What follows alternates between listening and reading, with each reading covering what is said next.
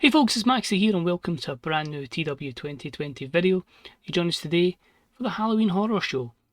The second horror show after my booking, which can be very dubious to say the least.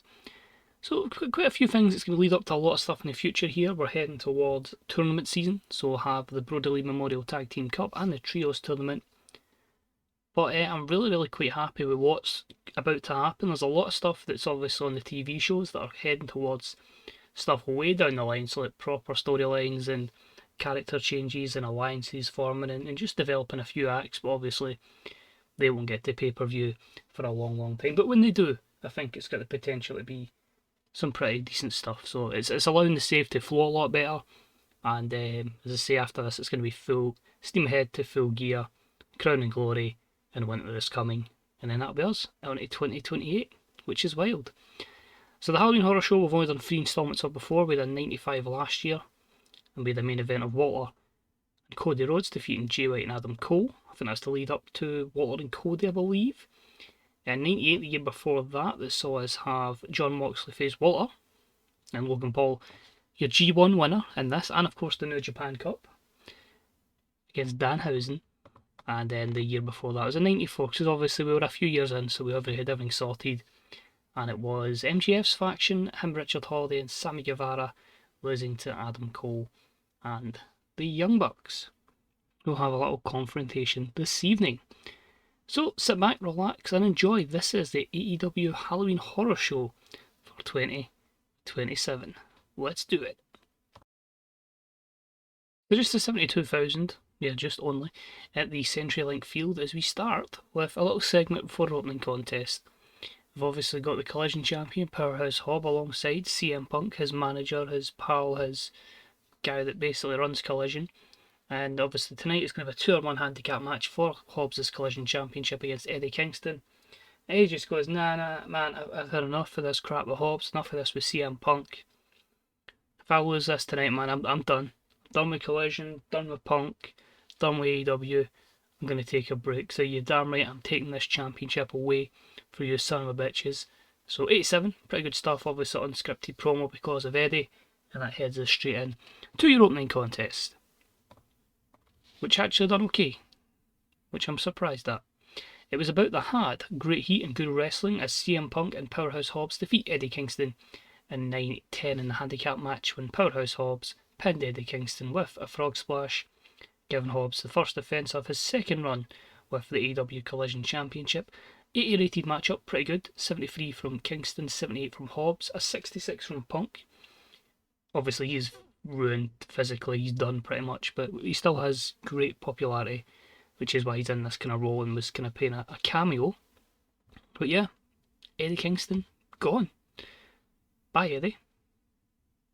More on that down the line. Next up, we have the Trios Championship rematch as Aussie Open and Aaron Henare, the United Empire, take on the House of Black.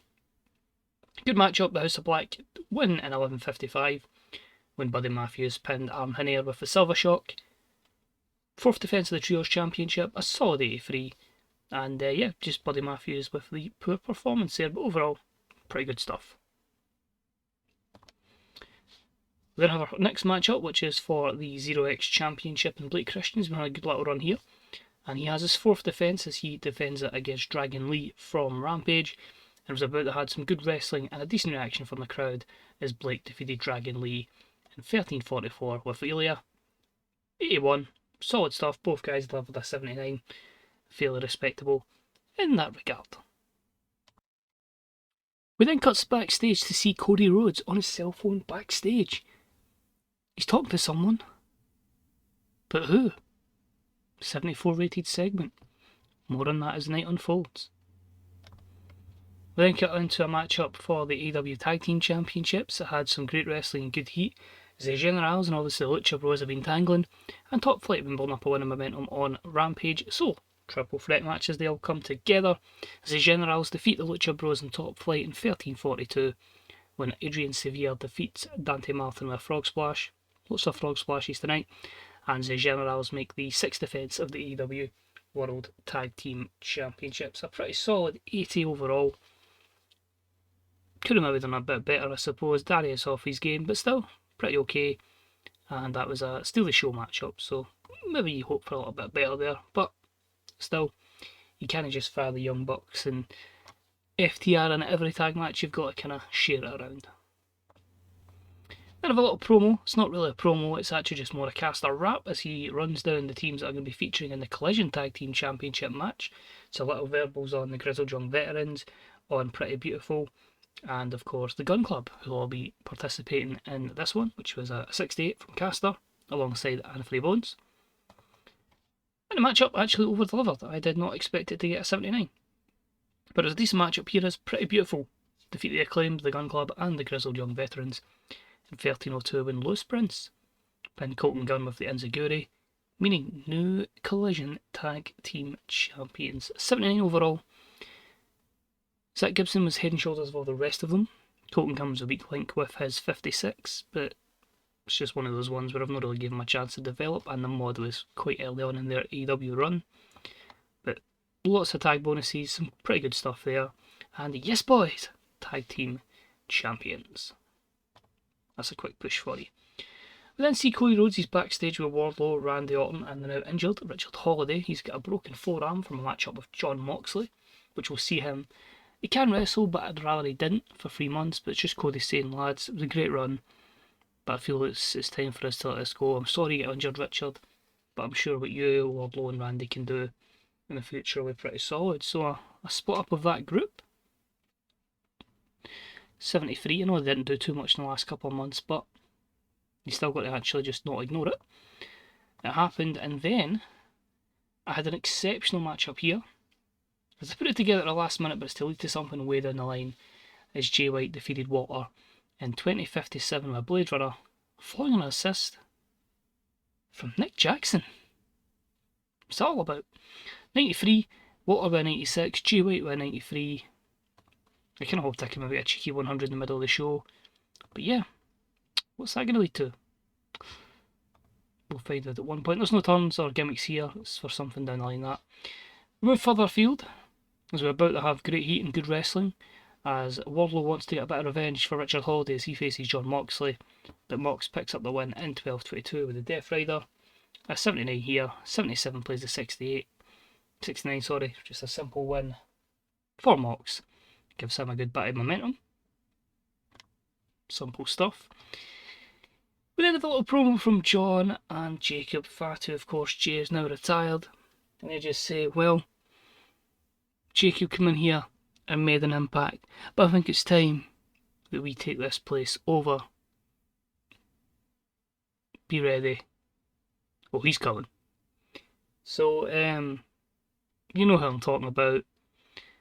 May have edited his loyalty to WWE, offered him a fair contract at the end of his WWE contract, and it hasn't been agreed, so hopefully he does actually agree and we win the bidding war, but I don't think it'll be an issue. But yeah, you know, Big Show is possibly coming.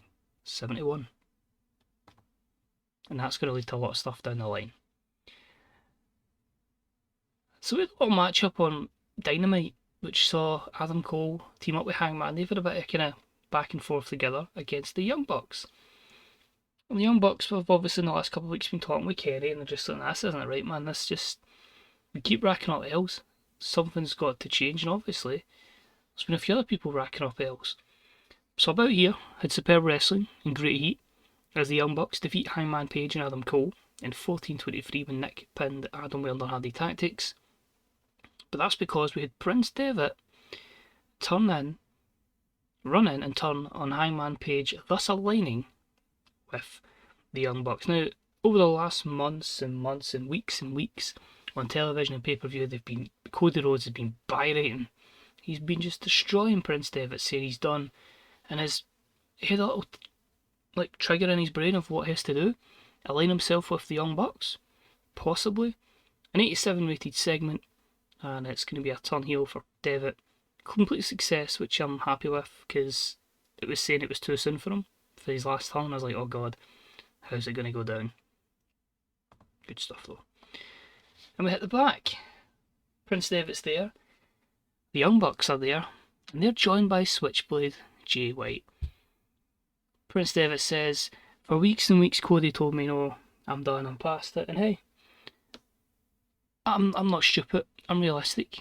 I know I'm past my prime, but I know that I'm still damn good. I know if this is my final run, my last run in wrestling, I'm going to do it with all my friends. I'm going to do it from how we all effectively formed this company. This company was made off the back of Bullet Club, and don't let people kid themselves on that wasn't the case. So you've got me, the first leader, Jay White, one of the last leaders. The Young Bucks were always there. Oh, there'll be more of us. But this isn't just Bullet Club, because we've had about 90 incarnations of Bullet Club here. You know, with the issues with Crispy, that's fine. He can do what he wants. He can believe that's Bullet Club. But this is Bullet Club Elite 78. I hope this goes how well I want it to go in my head, but I really wanted to still push Devitt despite his big physical decline. Then had the Women's Tag Team Championships on the line, and that's a very overwhelming score. I didn't expect that. So obviously, Iwatani and Purrazzo have been tag champs. You know, Deonna proving that she wants to be as good as Mayu, but in a good babyface kind of way. Steph Delander's been picking up win after win on Collision, and JC's been picking up momentum there, and they've actually formed a bit of a bond and a friendship, which has led to them tagging together for this matchup. It was about how great wrestling and good heat as Iwatani and Purrazzo defeat JC and Steph Delander in 15:27 when Deonna submitted JC with the Fujiwara armbar. Fourth defence of the Women's Tag Team Championships. Of course, Mayu's going to be mile ahead with a 99. But I think the 87 from Deonna and the 75 from Steph are still fairly respectable. But an 87 is still spectacular. Delighted with that. So good stuff there. And yeah, I think Steph won't be too long until she gets her promotion from Collision onto one of the top two brands. I'll probably switch around a lot of the women going forward just to freshen up feuds, etc. We're in a little video backstage. We see Axel Barthel and Adrian Severe going, well, we won tonight. What happened with you? We told you, mate. Working around this place as a solo ain't gonna cut it anymore. You might not believe in our morals, you might not believe in what we want to do, but we still want to kick some ass, so think about it. 67. Had a little promo from Toni Storm. This is one of those feuds that's been built over two brands because Toni has been on a wave of momentum on Rampage, and she's going to step forward and take on Veronica. She says, I'm a former women's champion. At least I think she is in this reality. I know she is in real life. You've got this great unbeaten streak, but you've never faced me, and this is my time to shut you up and take that championship. 76. Match itself, fantastic heat, good wrestling. Veronica obviously wins, defeats Toni Storm as 16:37 with a locked rave slice, 6 defence of the women's title. It's still too early to take the belt off her, it's still too early to end the unbeaten run, but Toni Storm is a very game opponent. 81, 77 and a 72 for this one. It was just a regular match. And the reign of Veronica continues. Do I know who's going to eventually take the belt off her? No idea. Still making that decision and when that's going to be as well. Then a little backstage segment, Cody Rhodes with All Eagle Ethan Page. Obviously they've had a good alliance over the last couple of months, and Cody says, Ethan, it's been great, but that needs to end. I need to do what's right for Cody Rhodes. If it isn't obvious what's happening now, it should be. His friends have aligned. Where's Cody gonna go? Exactly. 75 for that segment. I think we should be near our main event. Takeshita MJF, is that possibly next? It is! Oh, it's a fantastic matchup, but just not the 100. But it was an exceptional matchup as Konosuke Takeshita defeats MJF in 24:42 with a touchdown as he makes his 9th defence of the world title. 95 for MJF's matchup here, 93 performance from him, 92. These two have knocked out of the park. Takeshita's been improving in terms of mic stuff, getting new catchphrases. But yeah, delighted with that one. Takeshita takes a hit for inconsistency, but overall, great stuff there. And I've got a wee feeling MJF will not be happy with that being the final outcome.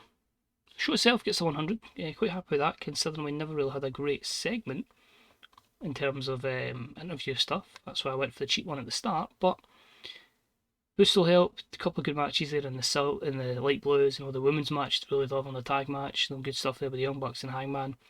and of course Jay White and Walter, but lots of stuff built up here. I've got an idea where I want to go in my head, and I need to try and fit that in alongside the 2 tournaments that are coming up in the next 2 months as well, where obviously we'll have the 2 finals at Crown and Glory. But whether we get 180 matches out of it, I doubt it, but if everything comes together the way I want to, it should make for some really good stories, hopefully. And hopefully you'll join us for that journey. So until then, thank you very much for watching. Enjoy the rest of your day. And check out the Facebookers subreddit and the Greylog Software forums, and I will see you later. Good day and good night. Bye bye.